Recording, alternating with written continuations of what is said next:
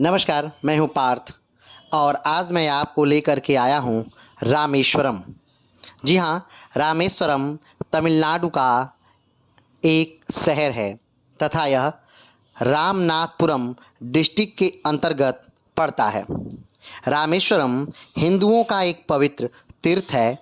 यह तमिलनाडु के रामनाथपुरम जिले में स्थित है। यह तीर्थ हिंदुओं के 4 धामों में से एक है। इसके अलावा यहाँ स्थापित शिवलिंग 12 द्वादश ज्योतिर्लिंगों में से एक माना जाता है।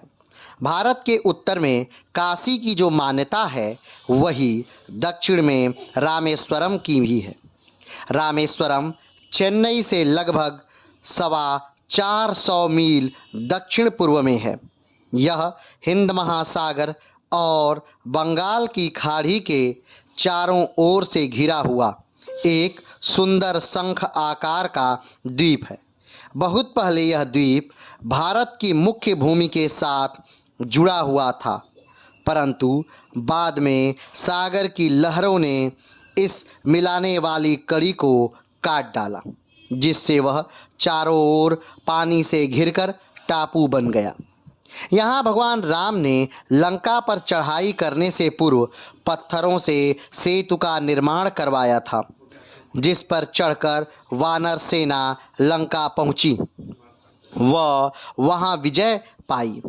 बाद में राम ने विभीषण के अनुरोध पर धनुषकोटि नामक स्थान पर यह सेतु तोड़ दिया था। आज भी इस 30 मील लंबे आदि सेतु के अवशेष सागर में दिखाई देते हैं। यहाँ के मंदिर के तीसरे प्रकार का गलियारा विश्व का सबसे बड़ा गलियारा है। जिस स्थान पर यह टापू मुख्य भूमि से जुड़ा हुआ था, वहाँ इस समय 2.5 मील चौड़ी एक खाड़ी है। शुरू में इस खाड़ी को नावों से पार किया जाता था। बताया जाता है कि कुछ बहुत पहले धनुषकोटि से मन्नार द्वीप तक पैदल चलकर भी लोग जाते थे, लेकिन 1480 ईस्वी में एक चक्रवाती तूफान ने इसे तोड़ दिया।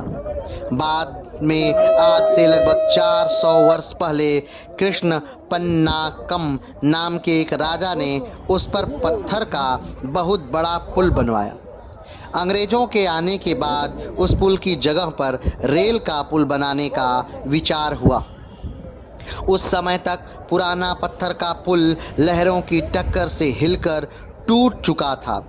एक जर्मन इंजीनियर की मदद से उस टूटे पुल का रेल का एक सुंदर पुल बनाया गया। इस समय यही पुल रामेश्वरम को भारत से रेल सेवा द्वारा जोड़ता है। इस पुल का निर्माण 1911 में हुआ था, लेकिन वर्तमान में एक नए पुल का निर्माण हो चुका है, जिसे पंबन रेल ब्रिज कहते हैं। इस पुल का निर्माण भी 2024 में इसका उद्घाटन होने के साथ ही प्रारंभ हो चुका है। सबसे बड़ी बात यह है कि ये भारत का पहला वर्टिकल लिफ्ट ब्रिज है, यानी ये बीच से 70 फीट ऊपर ऊंचा खुलता है। अगर कोई नाव आ रही है तो इस पुल को पार करके बड़े आराम से जा सकती है। उथले सागर एवं संकर जलडमरू मध्य के कारण समुद्र में लहरें बहुत कम होती हैं। शांत बहाव को देखकर यात्रियों को ऐसा लगता है मानो वह किसी बड़ी नदी को पार कर रहे हों। अगर हम निर्माण काल की बात करें तो रामेश्वरम से दक्षिण में कन्याकुमारी नामक प्रसिद्ध तीर्थ है। रत्नाकर कर कहलाने वाली बंगाल की खाड़ी यहीं पर हिंद महासागर से मिलती है। रामेश्वरम और सेतु बहुत प्राचीन है, परंतु रामनाथ का मंदिर उतना पुराना नहीं है। दक्षिण के कुछ और मंदिर 1,500-2 हजार साल पहले के बने हैं, जबकि रामनाथ के मंदिर को बने अभी कुल 800 वर्ष से भी कम हुए हैं। इस मंदिर के बहुत से भाग 50-60 साल पहले के हैं। रामेश्वरम का गलियारा विश्व का सबसे लंबा गलियारा है। यह उत्तर दक्षिण में 179 मीटर एवं पूर्व से पश्चिम में 133 मीटर है। इसके परकोटे की चौड़ाई 6 मीटर तथा ऊंचाई 9 मीटर है। मंदिर के प्रवेश द्वार का गोपुरम 38.4 मीटर ऊंचा है। यह मंदिर लगभग 6 हेक्टेयर में बना हुआ है। मंदिर में विशालाक्षी जी के गर्भ गृह के निकट ही 9 ज्योतिर्लिंग हैं, जो लंकापति विभीषण द्वारा स्थापित बताए जाते हैं।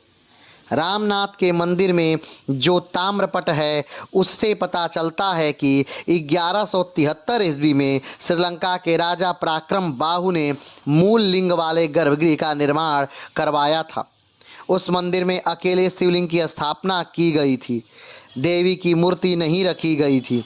इस कारण वह निसंगेश्वर का मंदिर कहलाया। यही मूल मंदिर आगे चलकर वर्तमान दशा को पहुंचा।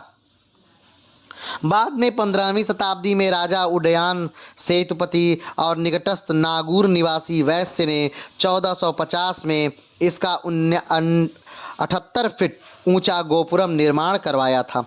बाद में मदुरई के एक देवी भक्त ने इसका जीर्णोद्धार करवाया था। 16वीं शताब्दी के दक्षिण में भारत के द्वितीय परकोटे की दीवार का निर्माण तिरुमल सेतुपति ने करवाया था। इनकी व इनके पुत्र की मूर्ति द्वार पर भी विराजमान है। इसी शताब्दी में मदुरई के राजा विश्वनाथ नायक ने एक अधीनस्थ राजा उदयन सेतुपति कट्टेश्वर ने नंदी मंडप आदि निर्माण करवाए। नंदी मंडप 22 फीट लंबा, 12 फीट चौड़ा व 17 फीट ऊंचा है। रामनाथ के मंदिर में 7 सेतु माधव का मंदिर आज से 500 वर्ष पहले रामनाथपुरम के राजा उदयन सेतुपति और एक धन वैश्य ने मिलकर बनवाया था। अगर हम इसके स्थापत्य की बात करें तो रामेश्वरम का मंदिर भारतीय निर्माण कला और शिल्प कला का एक सुंदर नमूना है। इसके प्रवेश द्वार 40 फुट ऊंचा है प्राकार में और मंदिर में अंदर सैकड़ों विशाल खंभे हैं। देखने में एक जैसे लगते हैं, परंतु पास जाकर जरा बारीकी से देखा जाए तो मालूम होगा कि हर खंभे पर बेल बूटे की अलग अलग कारीगिरी है। रामनाथ की मूर्ति के चारों ओर परिक्रमा करने के लिए 3 प्रकार बने हुए हैं। इनमें तीसरा प्रकार 100 साल पहले पूरा हुआ। इस प्रकार की लंबाई 400 फुट से अधिक, दोनों और 5 फुट ऊंचा है। अगर हम बात करें कि रामेश्वरम की क्या कथा है, तो रामेश्वरम के विश्वाख मंदिर की स्थापना के बारे में यह रोचक कथाएं कही जाती हैं। सीता जी को छुड़ाने के लिए राम ने लंका पर चढ़ाई की थी। उन्होंने युद्ध में इस बिना सीता जी को छुड़वाने का प्रयत्न किया, पर जब रावण के न मानने पर विवश होकर उन्होंने युद्ध किया। इस युद्ध हेतु राम को वानर सेना सहित सागर पार करना था, जो अत्यधिक कठिन कार्य था।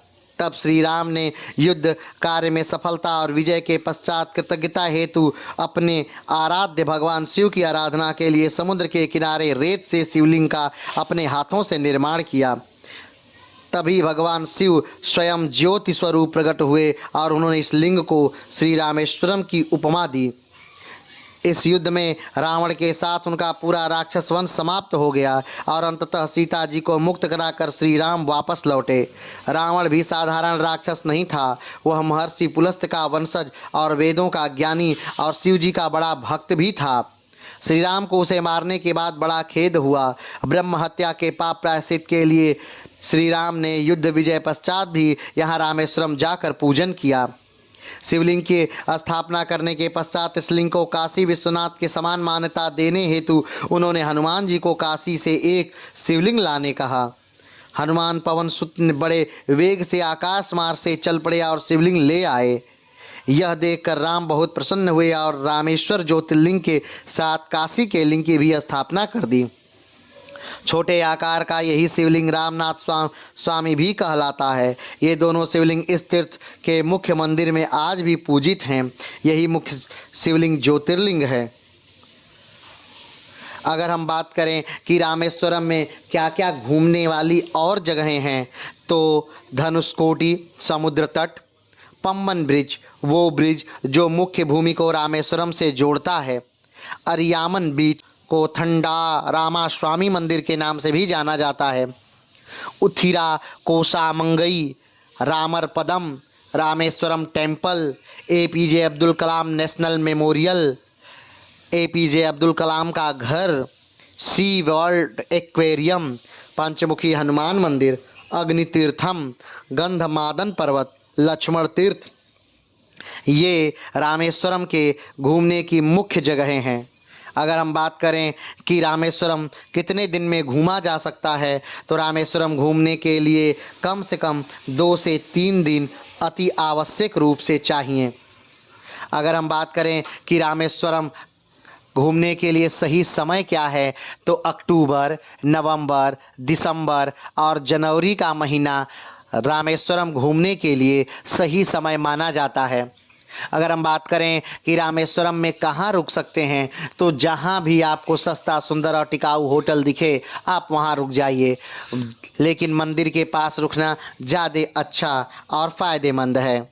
अगर हम बात करें कि रामेश्वरम कितने पैसे में घूमा जा सकता है, तो एक आदमी कम से कम 10,000 रुपये में रामेश्वरम को पूरी तरह अच्छी तरह घूमा जा सकता है।